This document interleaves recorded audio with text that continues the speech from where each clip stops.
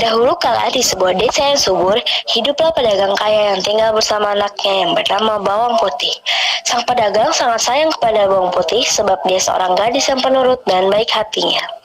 Saat ayahnya pergi berdagang, maka Ibu Tiri dan Bawang Merah akan menyuruh Bawang Putih layaknya seorang pembantu.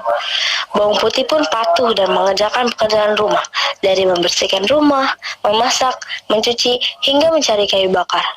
Suatu hari, ayah Bawang Putih pulang ke rumah dan jatuh sakit. Sakitnya sangat parah. Bawang Putih sangat sedih akan itu. Dia tidak pernah meninggalkan ayahnya sendiri. Namun, apa daya Tuhan berkehendak lain. Ayah Bawang Putih pun meninggal dunia. Bawang Putih terus menangis sedih. Ibu Tiri dan Bawang Merah justru senang karena semua harta ayah Bawang Putih menjadi miliknya. Suatu hari, Bawang Putih pergi ke sungai hendak mencuci baju. Ia masih sangat mengantuk dan lapar. Tubuhnya lemas. Saat mencuci baju, Bawang Putih tidak sadar bahwa selendang kesayangan milik ibu tirinya hanyut.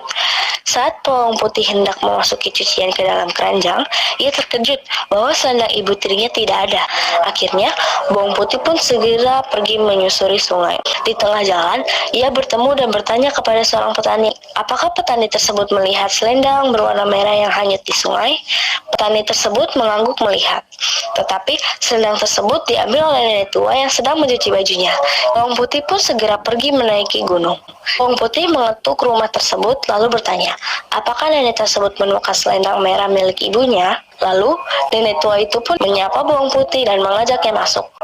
Nenek tua tersebut menyebutkan, ia akan memberikan selendang merah tersebut dengan satu syarat. Bawang Putih harus membantunya terlebih dahulu. Bawang Putih bersedia. Bagi Bawang Putih, pekerjaan tersebut tidaklah berat. Tibalah waktunya Bawang Putih untuk berpamitan pulang. Si nenek memberikan selendang merah itu padanya, dan nenek itu pun juga memberi sebuah hadiah kepada Bawang Putih, yaitu sebuah labu. Nenek memperingati Bawang Putih untuk tidak membuka labu tersebut sebelum sampai rumah. Bawang Putih mengiyakan si nenek. Sesampai di rumah, Bawang Putih dimarahi oleh ibu tirinya dan Bawang Merah. Ibu tiri yang melihat Bawang Putih membawa labu, langsung menyuruh Bawang Putih untuk membuka labu tersebut untuk dimasak.